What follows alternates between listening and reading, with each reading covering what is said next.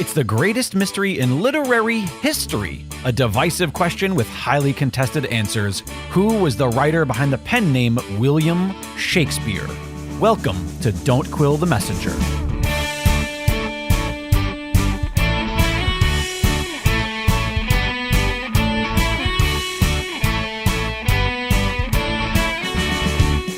Here's your host, Stephen Sable. Welcome, Quiller Nation, to one of the most exciting episodes in all of Quiller history. I know I begin by describing every episode as another exciting episode, but this one truly takes the cake, fellow Quillers.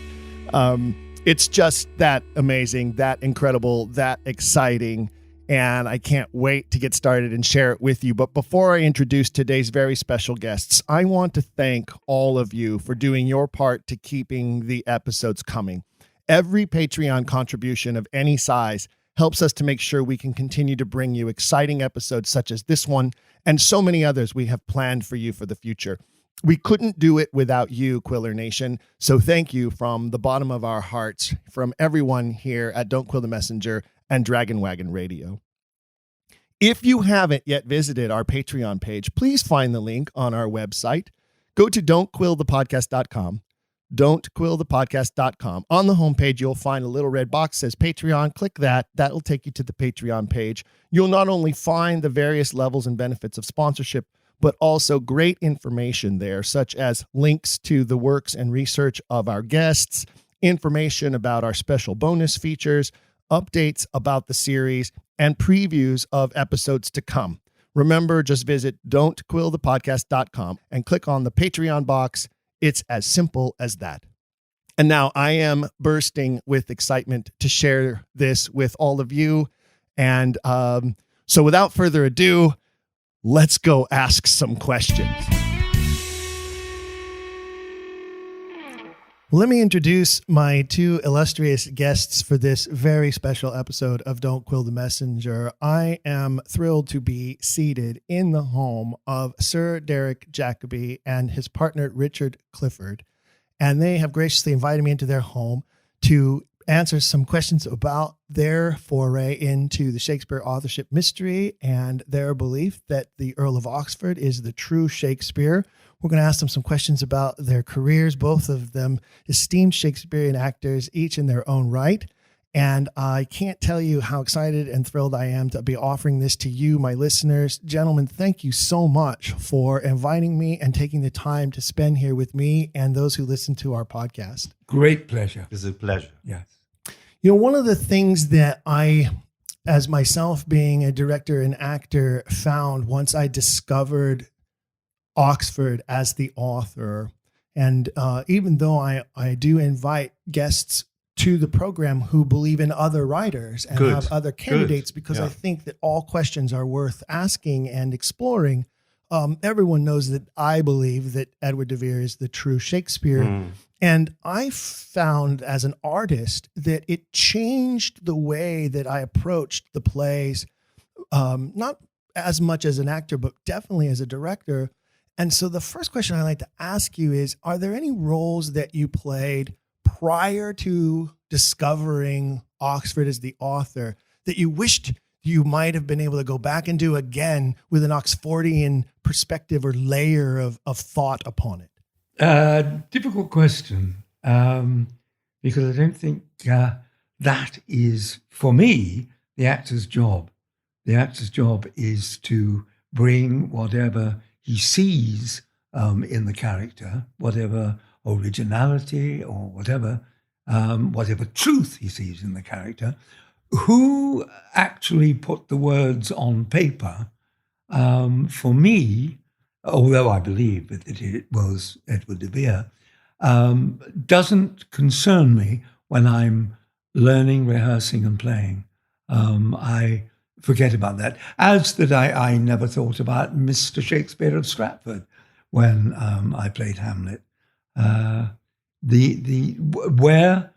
the work originated, where it comes from, is not my job to project. My job is to project the work. And I find if I bring in any kind of question about where it originated, who created it. I think that's, for an actor, a blind alley. I'm sorry. Interesting. Okay. How about you, Richard? How do you feel about that? Well, I feel that the text is the most important thing. I think the playwright, the writer, really is the king or queen or whatever of it. And I am interpreting. Actors interpret what we are given to say. At the same time, if it has been an historical character, if one reads around it, that's all very well and good.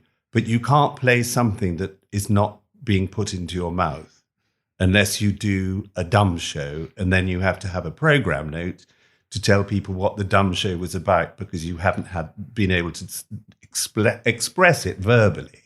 Yeah. And so I appreciate the writer supremely. The writer's the thing. We interpret as actors. Now, it didn't cross my mind when I started working in Shakespeare, doing Shakespeare's plays. It didn't cross my mind who he was, where he came from. Not mine. I couldn't have cared less that we were told that he was a man who lived in Stratford and he had a wife and twins and everything else. It didn't interest me at all. What interested me was these extraordinary stories. Some in verse, some in prose, some in blank verse. That's what fascinated me as studying English, as I did, studying languages. That's what interested me, the way the words were put together. As you mentioned earlier when you were talking about the Scottish play, the S's, a line with lots of S's in it, how physically you describe it through your mouth was more important than anything else. I mean, really, in the end, the play's the thing. And that's how I feel.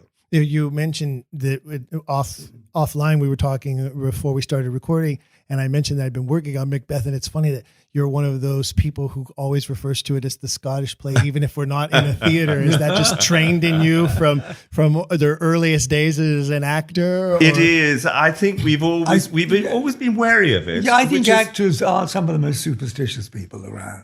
But it's also actually inaccurate, because the reason why people were wary of the Scottish play is that if other plays of Shakespeare or other plays that were being performed, and they only tended to do one performance a week or maybe two, they say, oh, let's fling in Macbeth because the audience will come and see that. It was lucky. Yeah, it was always associated with the theatre doing badly. So let's put Macbeth on. And I think that led to a lot of productions that were under-rehearsed on a stage that is set with very low lighting and fog machines usually and that kind of stuff. And there's plenty of sword play going on. So I think that just kind of created a recipe for accidents to happen. And I think that's part of where the superstition may have they're always talking about, a weight fell from the flies or something. But if you are in a company and you've got a week's worth of plays in a theatre and you are playing Richard II for 3 performances, and you get terrible audiences, and they say, you're not playing Richard II Wednesday and Thursday, you're going to have to play the Porter, or you're going to have to play Fleance, because we're now doing Macbeth. Yes. So you can imagine, for those actors who've been playing Richard II, it would be unlucky for them. Certainly. And I'm glad that you mentioned Richard II. I was going to actually save that for later in the conversation, but since you brought it up, I have to say, and it's this is where I'm going to geek out a little bit here for both of you and for my audience. But it is your Richard II, Derek, that when I saw for the first time made me want to play that role so badly. And I have yet to do it. And it is still on my list. And it's not a play that's often produced. Well, I hope you don't play it badly. Oh, thank you. Are you trying to tell me something about your own performance? No, but you said you wanted to play it so badly. Oh, you're right. I want to play it so anxiously. Yes, that's it. How about you that? see, Yes. we love words. Yes, and yes. that was a double entendre. It wasn't was. it? It's Yes. a wonderful part, Richard. It's a wonderful It is, and I love your portrayal of it, and it's one of the film versions of it that is so magnificent, and it's one of the few easily to find film versions of the many roles that you have played, and it's one of my favorite, and I have ever since. I can't remember when I first saw it. It was so many years ago, and I want to play that part. I need to play that part. He's so tortured, and the monologues are so rich. And I'd read the play many times, but I never truly appreciated it until I saw your performance of it. And I look forward to hopefully someday putting, even if I have to direct myself, I'll do it. Yes, it's the most glorious part. I think it was in the 80s we did it. Yes, For yes, for the BBC Shakespeare series. Correct. Yes. Mhm. Yes, and I did Richard and Hamlet.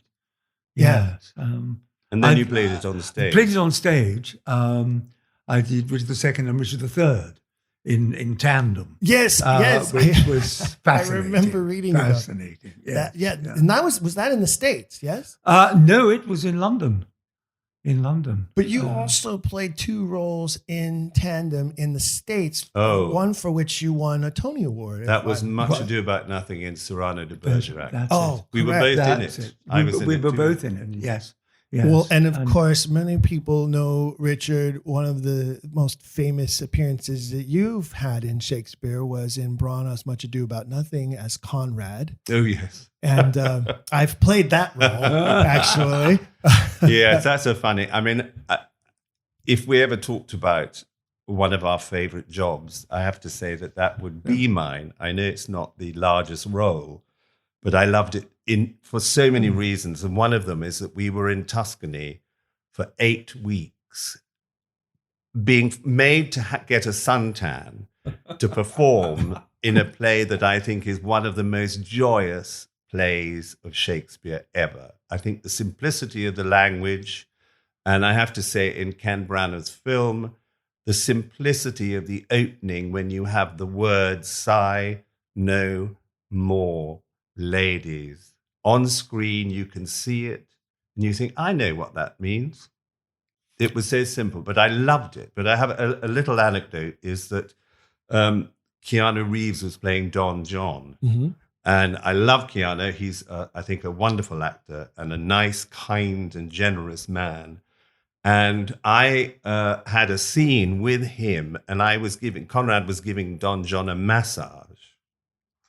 What the good year, my lord? Why are you thus out of measure sad? And anyway, it was in the infancy of computers and everything else.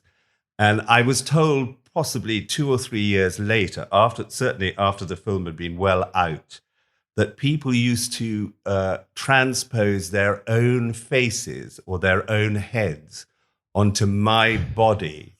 So it would be them massaging Keanu Reeves.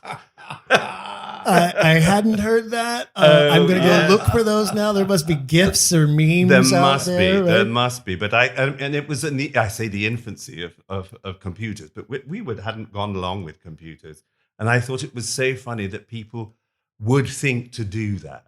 Now, that film, so long ago, it's iconic, and I agree with you. I think Much Ado About Nothing is perhaps the perfect play. It has everything in it that you could possibly ever want. It's funny, it's dramatic, it's tragic in ways, but it still has the happy ending and weddings at the end. It really is just this perfect package of a play, and I think the epitome of the writer's writing is shown there. But you mentioned Keanu Reeves, and he is a fellow Oxfordian. He has stated so on several occasions in the past. And I wonder, I don't know if people think that because you do a movie with someone, you stay in contact with them forever, right? And that's obviously not the truth. But have you ever discussed Oxford with him? I wish, I would yearn to, actually, because I liked him so much, and I thought he was a very interesting man, Keanu. I have been asked to try and contact him this summer, but I haven't, partly because I went away. I just forgot it. He's not an easy man to get a hold of. No, he's not. He's a very but private I guy. definitely, the next time I'm in LA or around in the States anyway, or indeed Keanu comes to England quite often, and I might try and get my people to get in touch with his people. Do you have people? Donna? Oh, Donna. How Hollywood of you. I know, but in a very small way. I didn't very know he small had suburban people. way. This is news to you that he I has don't have Agents. people. He's got Donna as well. I've got a secretary, but Yes. I don't call She's her my our people. person. She's our person. She's wonderful. Yes, oh, She's awesome. absolutely wonderful. Yeah. That's fantastic. No, absolutely is a joke, but I would do, and I think I would love him to come, to be coming tomorrow, but he is not. I'm saying tomorrow because we're doing the De Vere Society meeting at Hatfield, Paris tomorrow. But I am going to try and get hold of him because I am setting up a debate at Middle Temple Hall in London, which is where the first performance of Twelfth Night was done, on Twelfth Night, indeed. And this year coming up is the 400th anniversary of the publication of the first folio. But it's also the 450th anniversary of Middle Temple Hall. And I put the idea to somebody, and we are together arranging a debate with 3 High Court judges, a defense lawyer and a prosecution lawyer, and witnesses about not who wrote Shakespeare, but about the man from Stratford not writing Shakespeare, which I think is, we need to find a way of clearing the air for a proper debate. I agree with that. And it's interesting that you would phrase it that way. I've begun using the term Shakespeare Authorship Mystery rather than Shakespeare Authorship Question, because I believe there is no question that the man from Stratford did not write these plays. And so then the mystery is who did and why was the pseudonym created and used. And I think that if we can change the language a little bit that direction, it helps us and it helps our case. And so that my listeners know, and because many of them maybe don't know, you both are members of the De Vere Society here in England, and you are a member of the board of directors of the committee or trustees of that society. Yes. And so I am assuming that in your capacity as a committee member of the DVS is part of how you're establishing this debate, and it's going to be a DVS sponsored event. It isn't actually going to be a DVS sponsored event, but it is going to be open to the public. There are tickets for sale, and it will be done for charity and possibly for a lawyer's charity, given that we're having 3 High Court judges, etc. But it is to debate how, what, and why the plays were written, and were they written by a man from Stratford?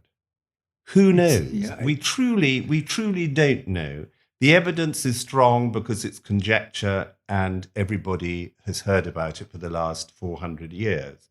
But the truth is, even those orthodox people have huge holes in their their scholarship. So that every time, if you read any book that it says, well, he must have gone to the grammar school, he should have walked that way. Of course, he could have done that. You think, but you don't know. This was probably the baby bed that he spent. This is most likely the desk that he wrote at. This is really just to legitimize the question. Because when you ask the question, it is always poo-poo. It's a question that should not be asked. But it is a question that we believe is essential to be asked. And it's to legitimize that question. Absolutely. This program is hopefully.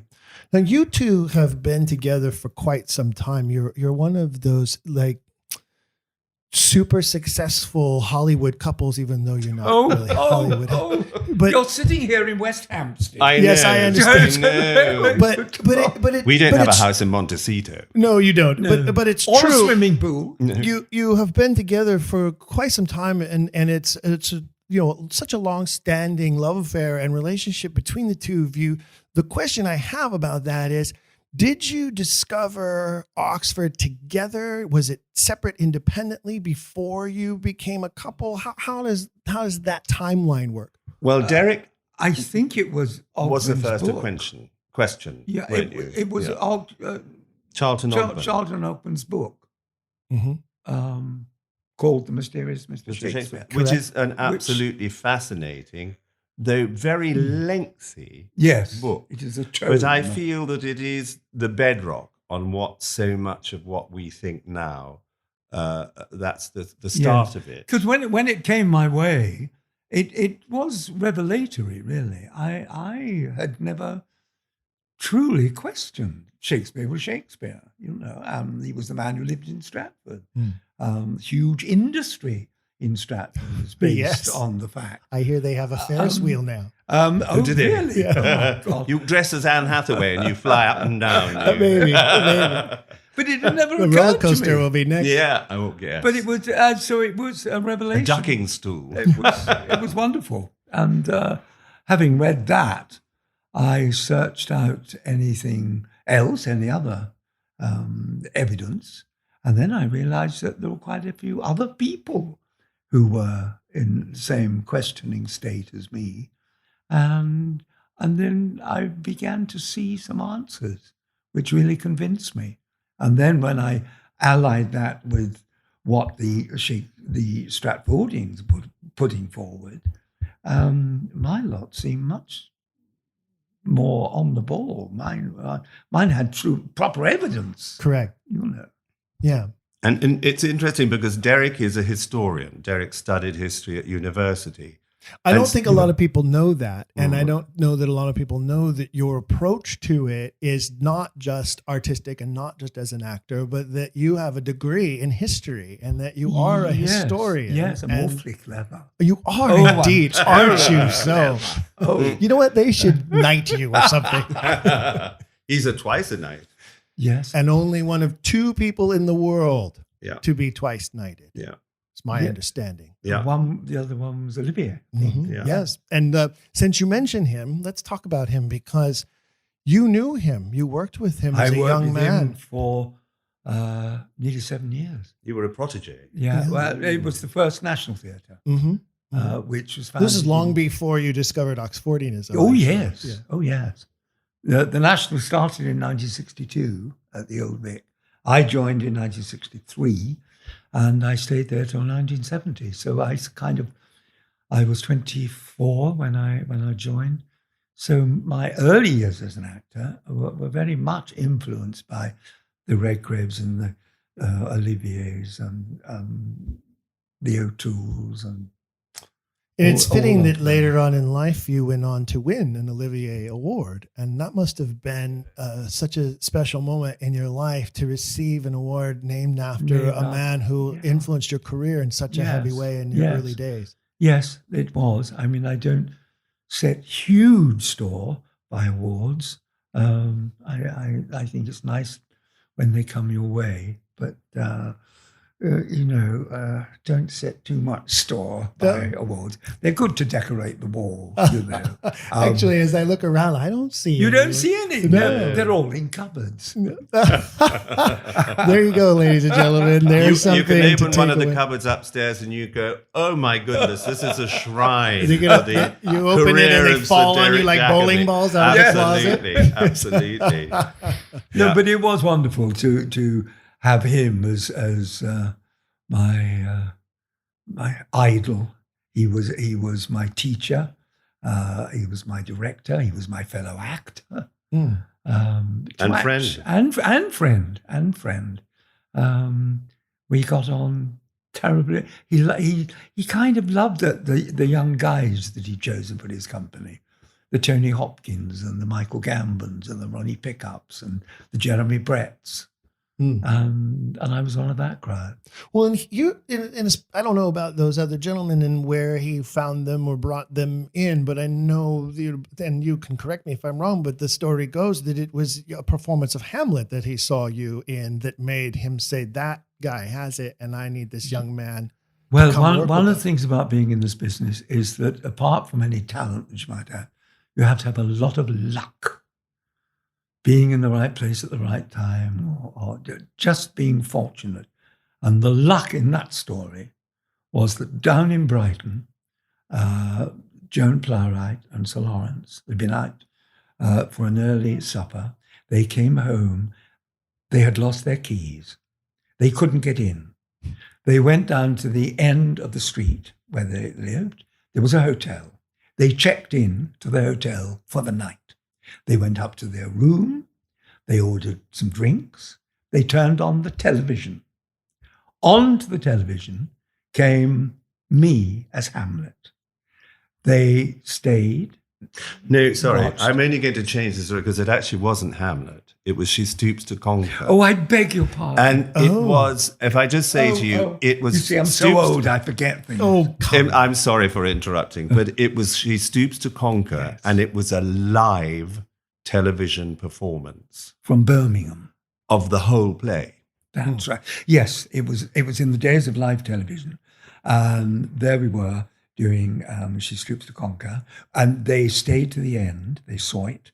And then when Sir Lawrence was organising the early years of the National, he went around the country looking for young actors. And he came to Birmingham. And I was playing You were Henry VIII. I was playing Henry VIII, Shakespeare's Henry VIII. who does that play? Not often. No, they don't. Actually, they're doing it at but- the Globe here right now yeah. as we speak. Well, and he came at the Birmingham Rep. He came to see it, and suddenly realised that the boy playing Henry was the boy he'd seen in She Stoops to Conquer, and he'd been impressed by She Stoops to Conquer. So he came round afterwards, and I was sharing a dressing room with Cardinal Wolsey, as one does. I had quickly got out of all my Henry VIII gear. I went to go and get my tea at the Cardoma. And so he said, hello, how are you? Shook my hand, said, well done. And then went over to Cardinal Wolsey, who was still in his costume, and poured the honey of congratulations over him. And then left. And then about 25, 30 seconds later, there was a knock on the door and he came back in. And he said, in those ringing tones, you were Hamlet? I mean, you were Henry? I'm going, oh. They both begin with I'm H. terrible at telling He stories. didn't recognize But you. he hadn't recognized me. He didn't recognize me. And a week later, he gave me a job. Did you just melt? I mean, you must have known who he was already. Oh, God, yes. We didn't know he was out front. And when they said, he knocked on the door and he came in and it was Lois Olivia. I mean, both of us hit the floor. I mean, it was extraordinary. You must have found yourself Extraordinary. as weak in the knees as I did when you answered the door and let me in here today. No, it was, And you're it so was- funny because you're so humble. You say, you don't put much into awards, and you're so filled with humility, and you're such a gracious man. And but I did notice that when you refer to Lawrence, you refer to him as Sir Lawrence. Oh, we always called him Sir. That's Yeah. interesting, but you too are a sir. And how do you feel? I mean, you're obviously not the type who goes, well, you need to refer to me as Sir Derek. No. Well, neither did Olivier. He was Sir. I mean, he was But God. He was God, and he did run the company. You would no and- more feel. This is particularly the youngsters, of which I was one in the company, of calling him Larry. I mean, he did towards the end of my time there. He once said to me, "You can call me Larry," and I said, "Thank you, sir. But there's no way I could possibly call you Larry." And I was called him Sir. As did all the others. All the others. Sure. As do most people when they refer to you as Sir Derek, whether you know it or not. Oh. Well, like he's always asked whether he'd like to be called Sir Derek, and he always says, "No, just call me Derek. That's my name." No, really, my name is Delboy. Delboy. Delboy. Yeah. That was your birth name. Derek was my birth name, but what is it called when you shorten a name and A nickname. a nickname. Yes. Del is the nickname for Derek, Okay. so Delboy. Del Boy. Del Boy. I consider myself privileged to know that. Maggie But Smith I still won't call you that. Maggie Smith calls him Del. Oh, and she's always called him Del. Always called me Del. Yeah. No, that's interesting. So that's a great segue because, we've talked about some of the people that you've worked with in previous to becoming an Oxfordian or discovering, as you say, the revelation of Oxford as Shakespeare. But there have been a number of folks that you've worked with since then, and some of them who are absolutely staunch Stratfordians. Yeah. And you yourself are on record as, especially after appearing in the film Anonymous, you were on record as saying that the Strats were going to be, I believe the quote was, apoplectic over your appearance in that film. Yeah. And so obviously listeners are going to be curious about the response that you've had from colleagues about this topic, whether or not you even addressed this topic with some of those colleagues, or if you've just agreed to disagree or not speak about it. Can you share with us a little bit about some of the response you've had since, sort of coming out as an Oxfordian? It's been very gentle, really. I've had nobody who is really angry. I've had a lot of people just ignoring it. Not taking it up at all. One of our dear friends is Kenneth Branagh, and I have tried on a couple of occasions to interest him in my theory. He just deads me. He won't go there at all.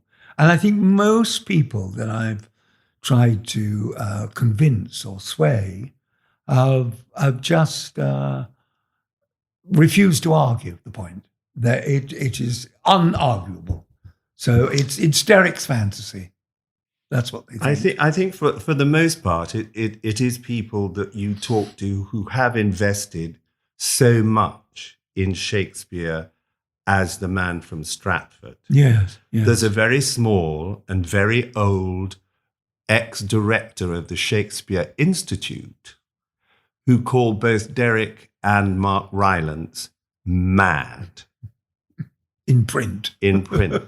So, one doesn't really talk about it. If people ask, you say, I was with some people last night and I was talking about this event we're doing at Middle Temple, and they said, that is fascinating. Please let me know. Because it is a proper debate. I know these things have happened before. In the Supreme Court did it. We did it something here in 1989. But this time it's not about two people. It's not about, it's so-and-so or it's so-and-so. This is just about... It wasn't the man from Stratford. Yeah. Well, I also think the dynamic has changed because the mood has changed. I think people are becoming more and more receptive to the idea. I think even orthodoxy scholarship has been... They have to face this. They ignored it, like you say. They ignored it for so long, and they can't continue to ignore it because it looks foolhardy now. And I think one of the things that they have sort of taken in a little bit is sort of a group authorship idea that is formulating, and they're accepting that a little bit more, which I think only lends more strength to our guy, because who else in that time had a recorded, historically proven salon of writers under his employ and at his disposal? It certainly wasn't the man in Stratford. No. So I think that the timing is great. I think the paradigm is ready to shift. Some of the older scholars are fading away and disappearing, and new scholars are coming up behind them. And I think if I were a student of English literature looking to write a doctoral thesis, I would focus on this and make new ground in the halls of academia, because all the other stuff's already been done. You know what I mean? I have worked for over 20 years at the Folger Shakespeare Library, and I've worked there directing theatre for the most part, doing some evenings or entertainments or concerts, really, with Shakespeare and music and opera singers, so the two are in juxtaposition. And I have found that the directors and the staff are very open.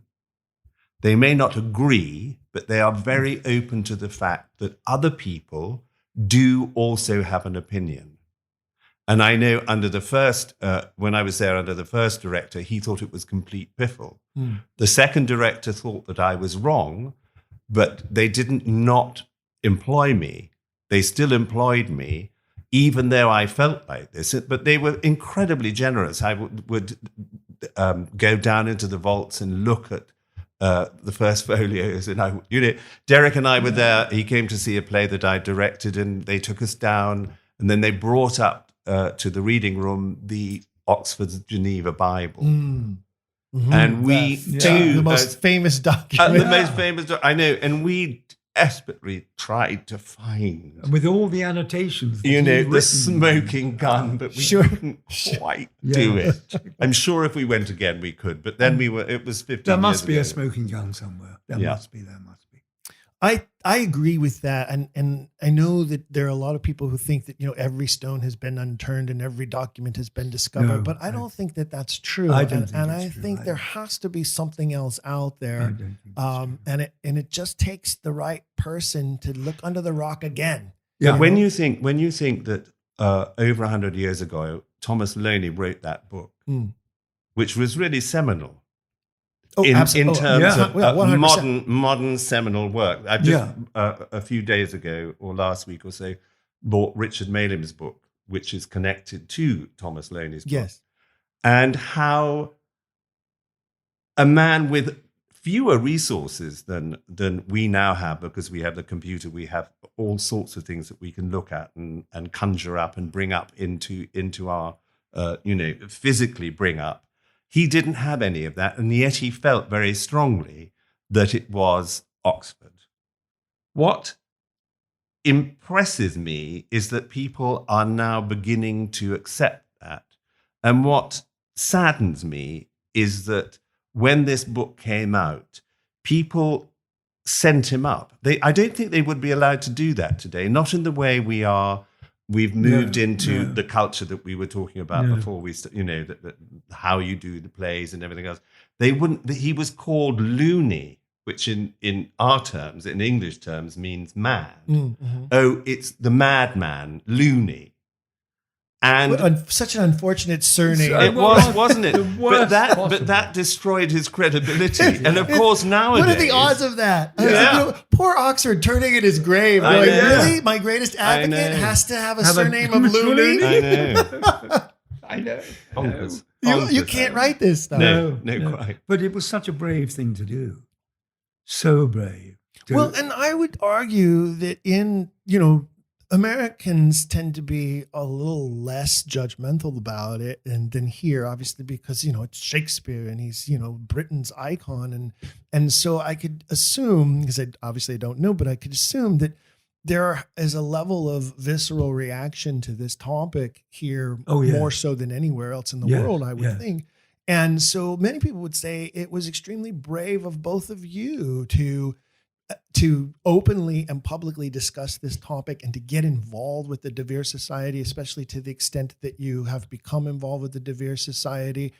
However, as you say, it hasn't seemed to affect your careers in any way. No, I think the word loony is applied to us too. They're loony, but they're harmless. Yeah. So let's just and they're fine actors, so hire the and I think because Branagh still seems to like you. I mean, to combine the two of you, I think have appeared in more Branagh films than anyone else could name. We're very, very privileged to have done so. Yes, he's still very wrong. I'm still kind of occasionally trying to change him, persuade him. I hope so. I don't know. Well, I think the crux of the whole question is not it was X, it was Y, it was Z. It was how did they get there? I want to know because Derek studied history. I went to drama school. I didn't do any higher education in that way at all. But I am fascinated by social history. I'm fascinated by social history. Why did the kings and queen do what they did? How did they influence each other? how the political influence came in and out of the court. I was fascinated about that. So I became interested in who the people were around the court of Queen Elizabeth when these plays were written, and who the characters were. Because it seemed, and you just have to read a little bit, it seems that they are all connected. There is some connection. When they talk about the characters in Shakespeare, Shakespeare's characters, if it was the man from Stratford, a man who was born of an illiterate person, we don't know whether William Shakespeare, as actually his real name is, whether he ever could read or write. We don't know that. But we do know that whoever wrote the plays could. And we do know that there are incredible cross-references between what was happening in England at the time and what went into Shakespeare. We do know that. You can see it. It is there. It is obvious. So to me, that was fascinating. And that's what turned me into an Oxfordian, really, because I know that there are other claimants. And I did actually for a year, sadly, a 2-year course, but I stopped it. It was the Shakespeare Authorship question at Brunel University, but I didn't have time to do all the reading because I had work and I couldn't, you get hundreds of books to read and I didn't have the time. And so I'm sorry, I can't read that. I have movie scripts I must pull. No. I mean, I just didn't have time. I would love to have done it, but all these other people came up. Now, I happen to be an Oxfordian, but I was looking at the other playwrights and the other playwrights who sort of fitted into the time. Johnson, when you look at the man, whoever it was who wrote these plays, as so many people do in the Charlton Ogburn book, which I confess, have started to read, although I'm nearly through it. But I did that on purpose. I thought, I can't read this book when I was starting out, but now I am doing it. And every time I just draw a tick. I'm doing what the Earl of Oxford did in his Geneva Bible. I go, yes, because underlining passages, absolutely, writing little footnotes. You know that the characters that are written about in the works of Shakespeare, they are the aristocrats. The people who are not tend to be mocked. They're comics. Now, that to me is De Vere. Johnson wrote about middle-class people. Yes. And I'm not being classist about this. But you're nothing but exactly. a snob. I'm not a snob. All of us Oxfordians are just snobs. Yes. Exactly. Yes. But I'm not, but it is just interesting. Socially, it is interesting. And that's what drew me to it. And that's what made me think it's De Vere.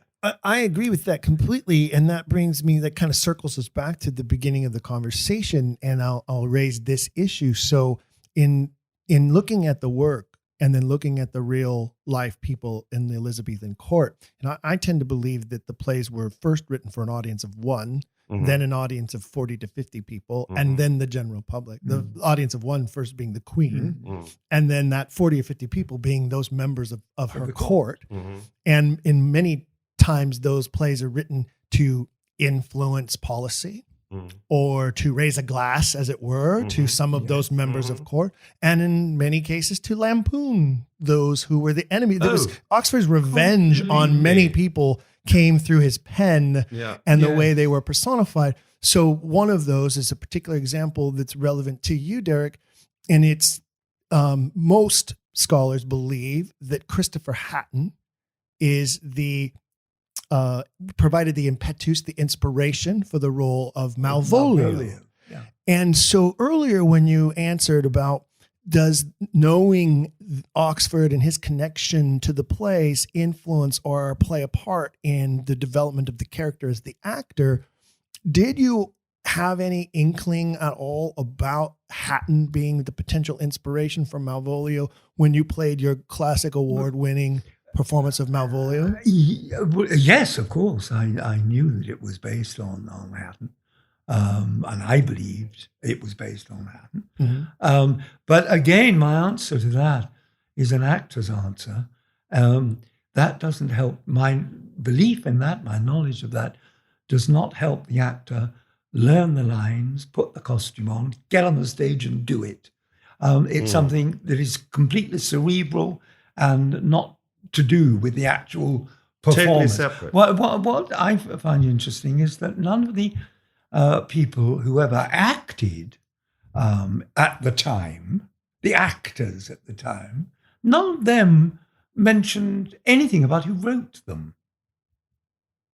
That's very true. We don't have any record. No. Wouldn't that be a nice smoking gun if there was like some memoir from Kemp or somebody saying, and then the Earl of... They never mentioned. Is it possible that they themselves didn't know? Or the other thought on that is that it was such common knowledge that it didn't need to be said?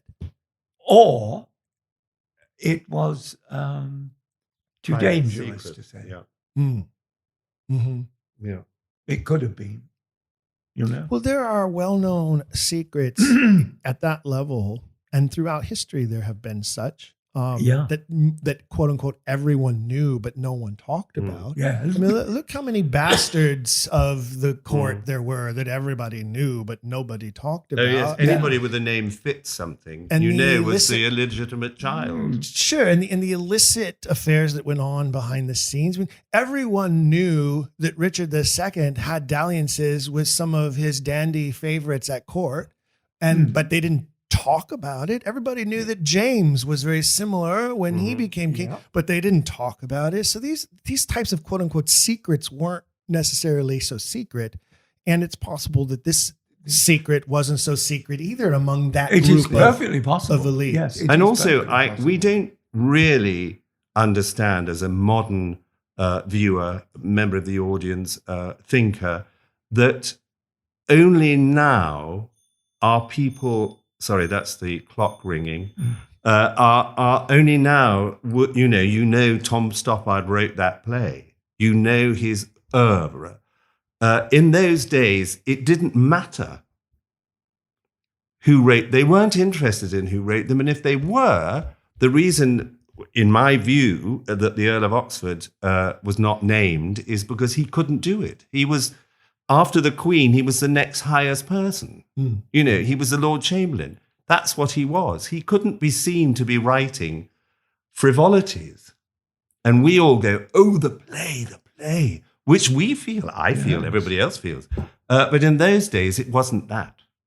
We have a different attitude, a modern attitude to success, and to everybody it has to be the so-and-so, this, that, the other. And to playhouses and to actors who were considered the lowest of the low. Well, we couldn't be buried in consecrated ground until the Victorian time. We talked about Kenneth Branagh just a while ago, and the number of films that he has directed, and many of them iconic Shakespeare films. You Richard, have the great honor of having been in, I think, 3 of the most iconic modern Shakespeare films ever made, and they all involved him. And I include Love's Labor Lost in that. Loved it. It was so good. And you're so brilliant in that film. And what a great role. Yeah. It's such an exciting and fun role to play. Yeah. And I think it's a great film. People didn't maybe like the concept of it. I thought it played off fantastically well, especially it's a difficult play. It's an incredibly difficult play. And Ken decided to make it as a musical and decided to do it, say that a lot of the play that was sort of a bit unfathomable to a modern audience. Yes. You would understand it through song. And I thought that was a stroke of genius. The fact that the critics didn't like it and were turned off by it was because it was new. People don't like new ways. New ways only succeed when they've been tried 2 or 3 times. I know I've got to go because I've got this rehearsal, but I just want to say, to all praise to Derek, he was the first one that we know of who did To Be or Not to Be to Ophelia. He was castigated for it by the press. And then 3 or 4 years later, another actor did it to Ophelia, and the press said, "Isn't it wonderful that he does To Be or Not to Be to Ophelia?" And you just think, that's a great analogy right there to how long it takes. And I would say that Love's Labor's Lost has stood the test of time, and it's one of those quote unquote cult classics now because of how revolutionary it was and how it still holds up as such a great film. What I was driving at is we talk about films in the sense of directors now, but that's another thing you don't see in Elizabethan theaters. Nobody talked about the director. Nobody knows who the directors were of any of those plays. They're never mentioned. Much to the chagrin of directors like I think the actors did it themselves. Yeah, I'm sure. But also, even more recently, only for the last 30, 40 years, have directors come in. It used to be produced by so-and-so. It wasn't, there was no, this was the vision of the director. Excuse me, listeners, I have to go because I have to do a Zoom rehearsal. I do apologize, but I'm going to leave you in the charming company but you don't, of Derek Jacobi. You do. I'm sure they'll forgive you, Richard. Thank you so much. As I always say, rehearsal is the best excuse to miss anything or to have to run off. Oh, yes, I have a run through. I just remembered. Oh, yes, my. Listen to you. The beautiful thing about that is now I get you all to myself for just a few moments anyway. Getting back to Hamlet for a moment, because this is something I've wanted to talk to you about. This program, I'm blessed to have listeners in more than 100 different countries and regions throughout the globe. Yeah. And that just shows how relevant this topic is to so many people. And I think a big part of that is because of how Shakespeare is so relevant to so many people. You are one of the few people that I have found record of who played Hamlet all over the planet in multiple countries. And I'm curious about the reception that it received. Like you played Hamlet in Japan and I can't even list the number of countries that you performed in. You went on tour and played the whole world. The funniest one was in front of the pyramid and the Sphinx and the distance, the far distance, there were Bedouin on camels. That was fun. Yes, I played in Russia and in Japan and America. And I played Hamlet about 400 times, starting at school as an 18-year-old in the school play, and then on to Cambridge, and I played it again at Cambridge. I remember we took it on tour to Switzerland, and Richard Burton came to see it, and he liked it and invited me out to dinner in London. And Hamlet's been kind of seminal to my life, really, certainly to my life as an actor. And only the end of last week, there's a new program that they're getting together, getting actors to record their favorite Shakespearean speeches. And I recorded To Be or Not to Be only last week at the ripe old age I am. And Hamlet really has been very, very important. It's a most wonderful part. He doesn't leave you, does he? It's the big personality part. Anybody can play Hamlet. Anybody has. Actresses have played Hamlet famously. Sarah Bernhardt played it into her late 70s. Absolutely, yes. It's the personality part. Hamlet can be whoever the actor is who's playing him. And it's wonderful because you don't have to play a character. You play yourself in those situations. That's an interesting concept. I don't think I've ever heard it described that way. Well, what makes it so rich and so diverse as a role is that it fits any look, any sound, any physique.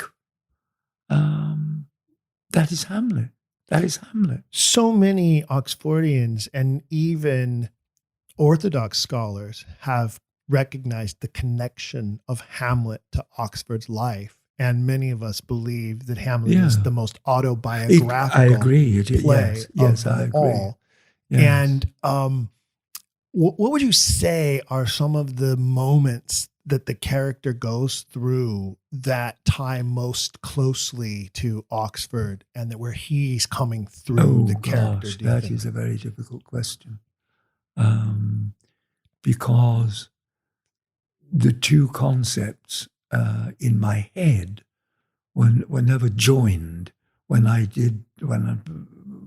Whenever I am thinking of Hamlet or quoting Hamlet or playing Hamlet, it is never, I think, as I said a bit earlier, it's never in connection with, in a sense, where he came from, who created him. He is there, he is palpable, and he is also me when I am playing him, as he is any actor or actress who is playing him. I didn't consciously, particularly when I was playing Hamlet in the days, because I haven't played Hamlet for many a year now. I wasn't an Oxfordian at the time. I don't think. I maybe, had I been, I would have thought more of the connection between Oxford's life and Hamlet's. And there are many connections, which Charlton Hoffman lists very, very interestingly and dramatically. The funniest one always is the pirates, of course. Oh, the pirates, yes, which happened to De Vere. Yes. Landed naked on your shore, yes, which he apparently was stripped and landed that's a historical naked. fact. Absolutely. Historical fact. The pirates tend to get cut from most productions. Yes. But where does a nugget like that come from? You would have to ask if you know Oxford's life. You go, oh well, that's where it came from. Yes. He lived it. It came right out of his own personal history. Yes, and Hamlet is full of those personal connections, which is the most wonderful role. I once had a director friend. I asked them, how's your show going in the middle of a tech week, and the director turned to me and he said, "I'm dealing with pirates." Oh, and it has remained an analogy that I use regularly. It's a metaphor for whatever those smaller roles are in the show that are eating up all of your time as a director. Yeah, the pirates. It's pirates. I should have cut the pirates. Pirates. And if you're familiar with Shaw's Pygmalion, it's the Ainsford Hills. Yes, right. It's pirates in Ainsford Hills are constantly plaguing you as a director. I think I'm going to write a book someday and call it that. Please shut up, Osric. Yeah, right. That's another great example. Yes. Another one I wanted to talk to you about, because you have played so many roles in the canon, both on film and on stage. And myself as a Shakespeare, and one of the things I love about Shakespeare, the canon, and what he has provided us as actors, as humans, he's provided us this hall of mirrors, to really reflect upon all of the different facets of humanity, and actors, this awesome opportunity to play all these roles through our entire lifetimes, right? You can go from Romeo all the way through Lear, which you have done as well, and never stop, until you fall off the planet. And but sometimes roles, we miss them, right? I'm a little, one of mine I'll share with you is I doubt that I'll ever get to do Henry V. I'm a little long in the tooth for Henry V these days. So that's one of the ones that I always wanted that I missed. Are there any in the canon that you didn't get an opportunity that you wished, if I could just go back, that would be the one that I missed? Well, I was never a Romeo. Okay. Never a Romeo. But you've been a Mercutio, and most recently, in fact. I ended up a Mercutio. Yes. We'll talk about that in a second, but go on. Leontes was another one that I missed. Henry V. Yeah. I'm not complaining. I've been so lucky. I was offered a plethora of fantastic parts, and And I don't feel I've missed out on many things. But the only two really are Romeo and Leontes, both great, wonderful parts. We'll talk about Mercutio in a second, but I wanted to also touch on one of the things that, obviously I envy you for the illustrious career that you've had and the number of roles you've been able to play. But I think you'll agree with me that another great privilege that you've had is not only playing these great roles, but playing them alongside such great talent. Yes. And you've had such a remarkable history of working with some of the most incredible, it's called actors, talented actors. And, obviously other knights and dames of the order in as well. Yeah. You've been surrounded by so many wonderful people coming through.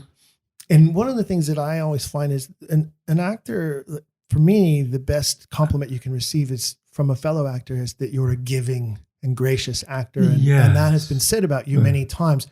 Can you name a few that you, just moments that you felt, oh, this was the prime, this was the key connection, these were the most fabulous moments working with a fellow actor?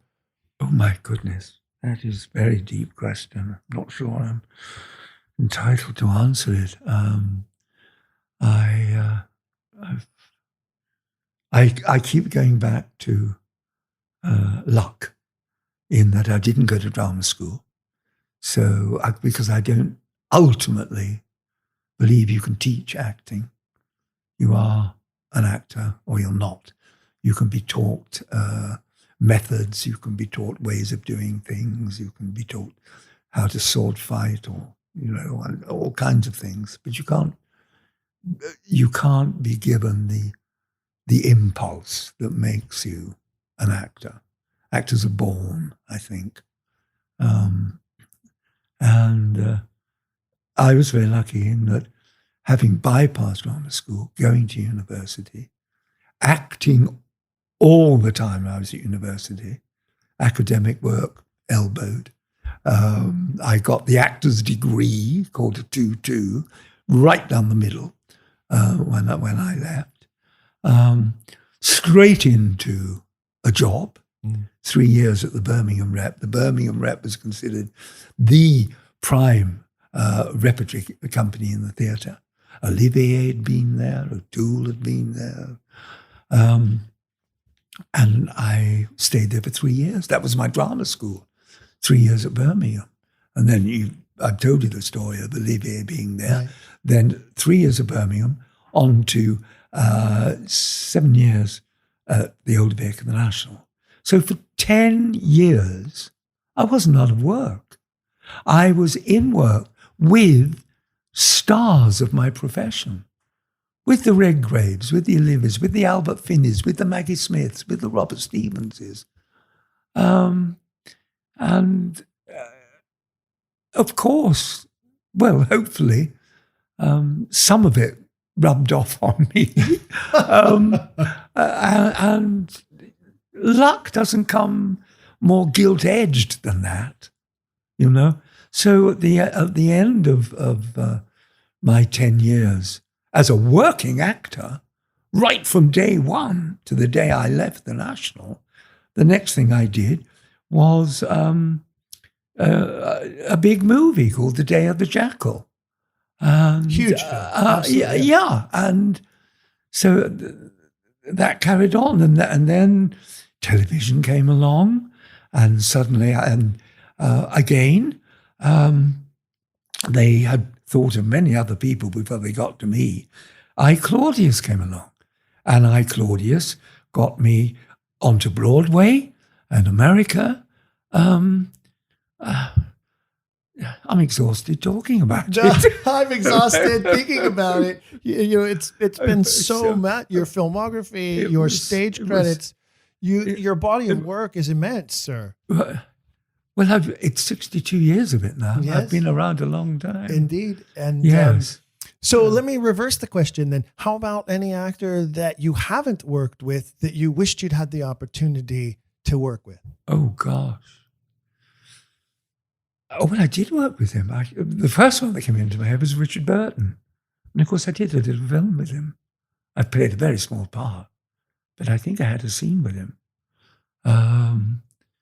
Oh gosh, I think some of the great Hollywood stars I like to have had a go with, and particularly, I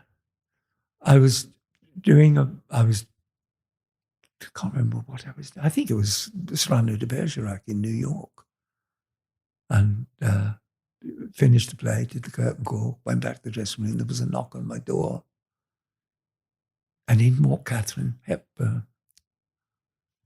I couldn't believe it. And she had a bunch of flowers, and she gave me this bunch of flowers. Where she got them from, God knows if she sat there all evening in the auditorium. Well, she must have brought them with her. Where else would she have gotten them? She gave me a bunch of flowers. She came with the intent to give them to you. Yeah, and another time, the same show, knock on the door, Superman came in. Christopher Reeve came in. I had the opportunity, I got to see him on stage in Picnic. Oh, yes. And I'll tell you, very few actors have I seen in, that first entrance where he comes walking on, and they had him enter up through 3, way upstage, right.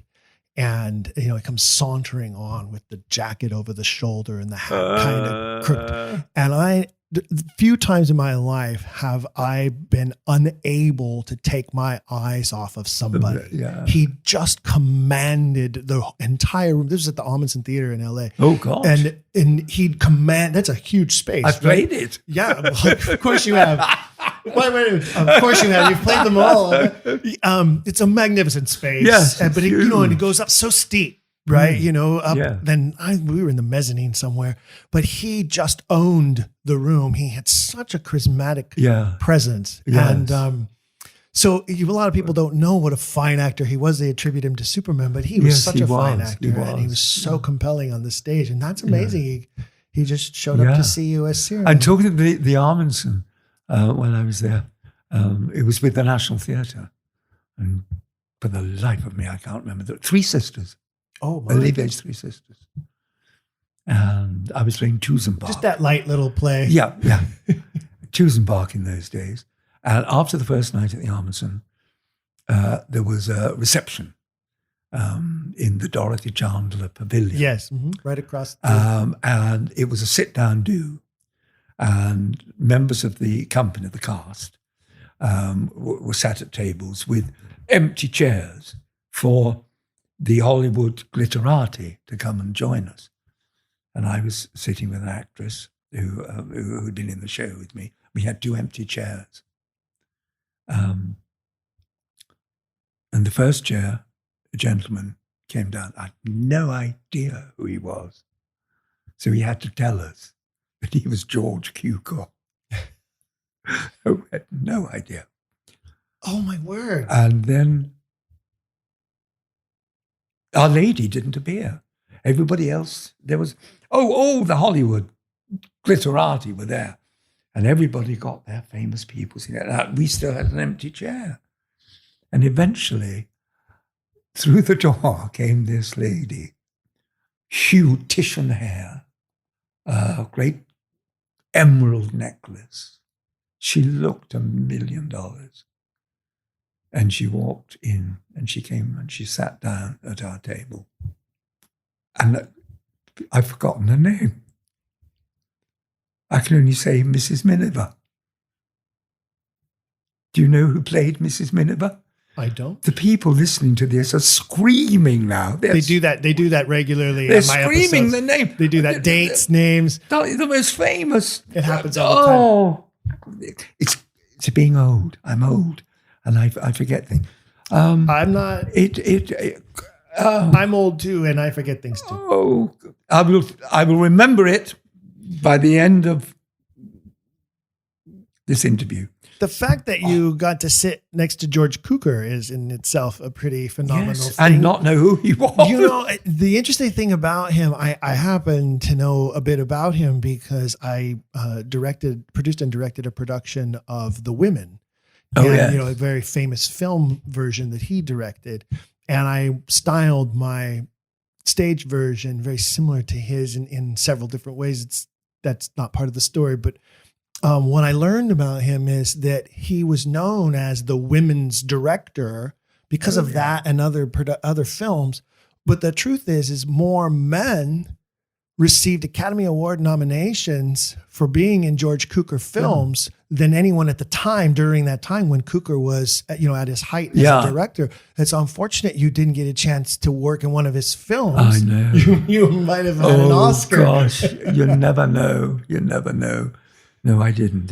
He always was, according to the biographies, he was always very upset at being known as the woman's director. And really? Yeah, because he was, what are you talking about? I direct men too. And look, they give award-winning performances. No.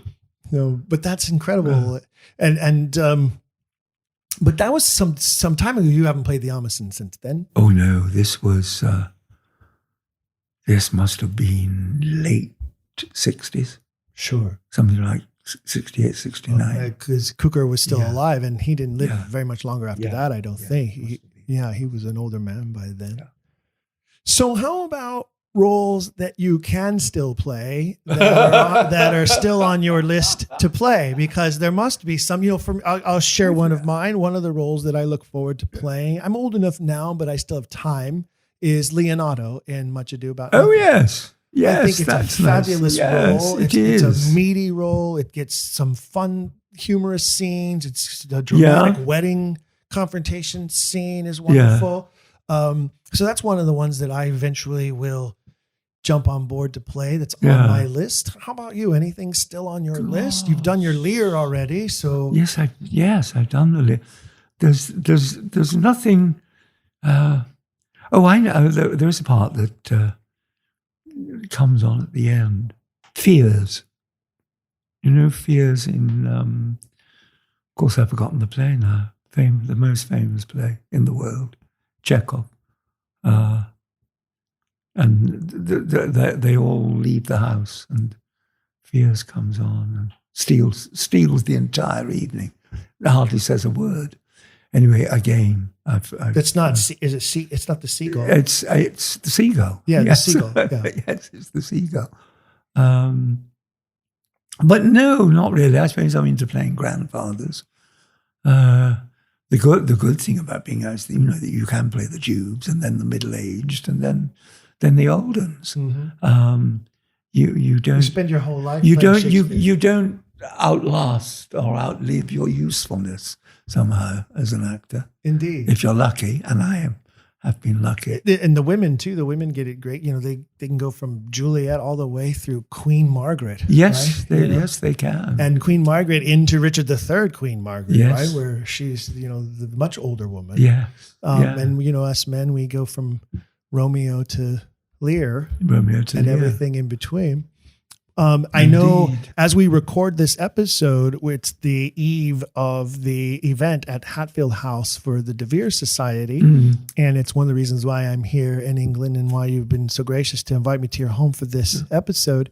And I know that tomorrow for us, because by the time the audience hears this, it will have long passed, but you're going to be doing some pieces from some scenes with some of the other actors involved with the yes. And you'll be doing, I believe, some Polonius.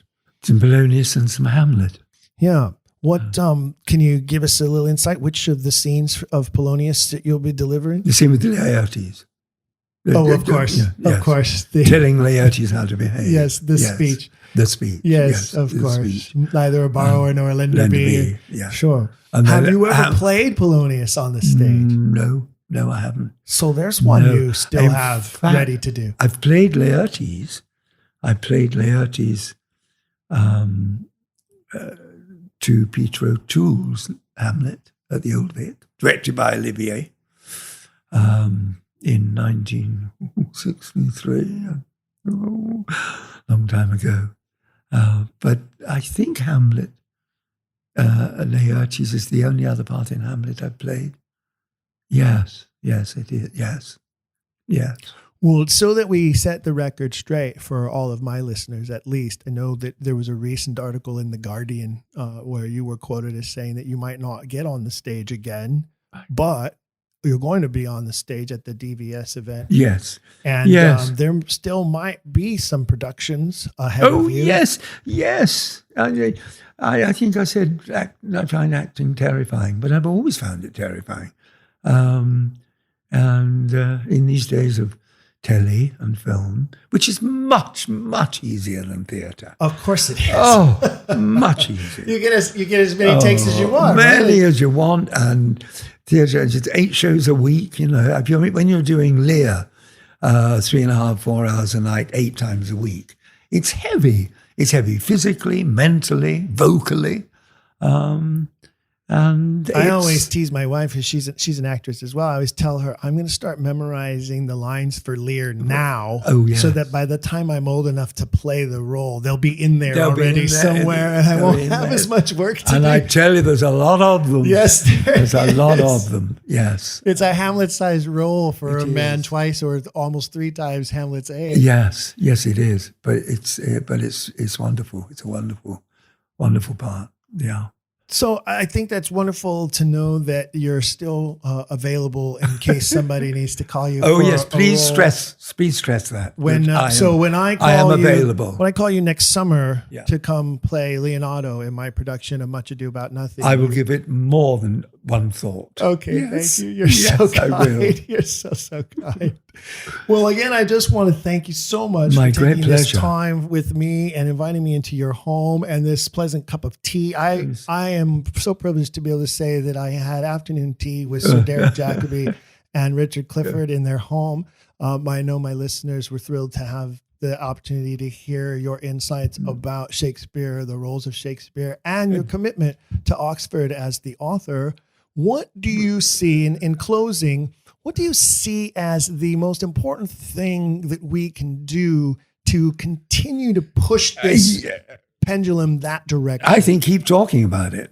Keep pressing that bell. And, the more people kind of like myself who have a kind of voice in the business to come out of their closet and say, like Mark Rylance and I, who've taken a deal of flack for having questioned the God of Stratford.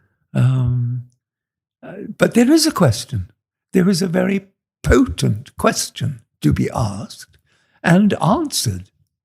Well, hopefully there will be others, like you say, who will follow suit. We mentioned earlier Keanu Reeves has obviously mentioned it quite often. Yes. I know Jeremy Irons is another one. Yes. And Ray Fiennes is another.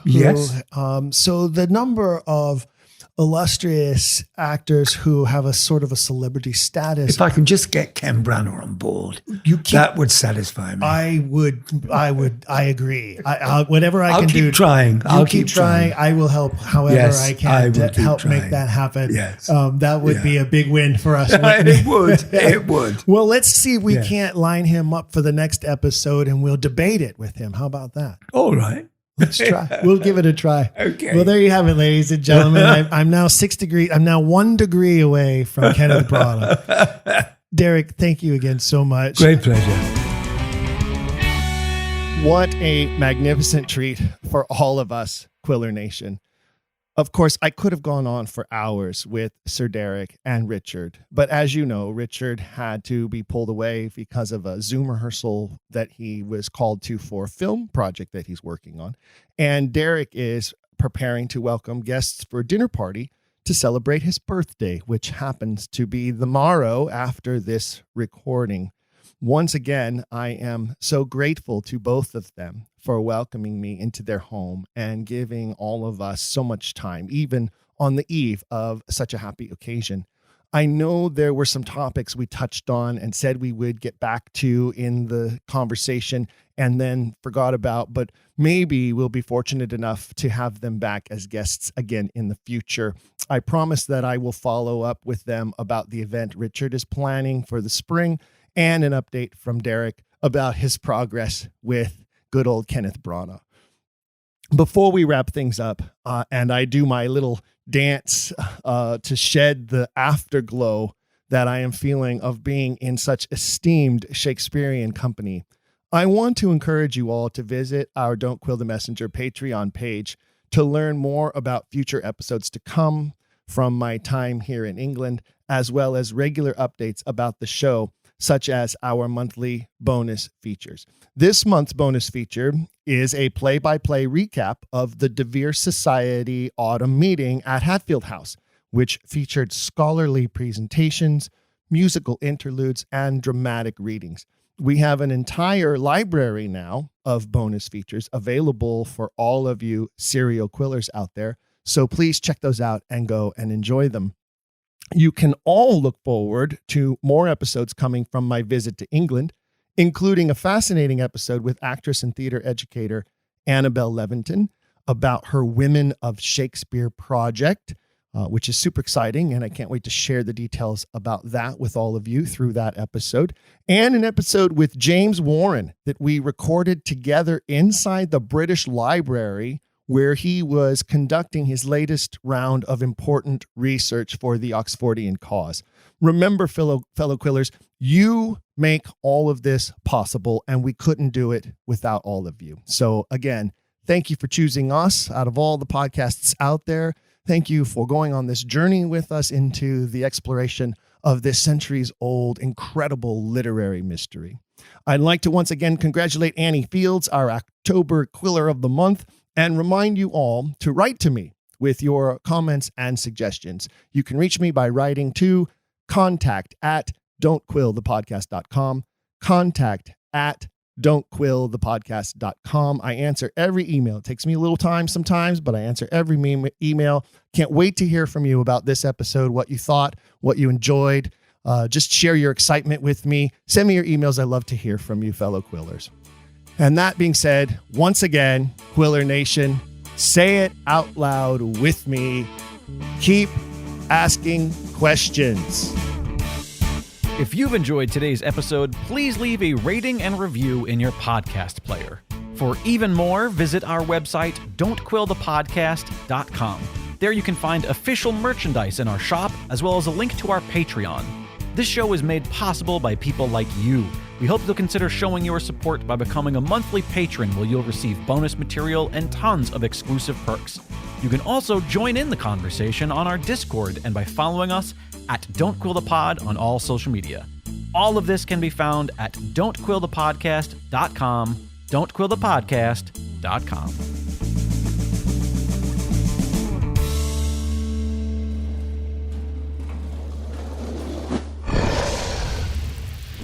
Dragon Wagon.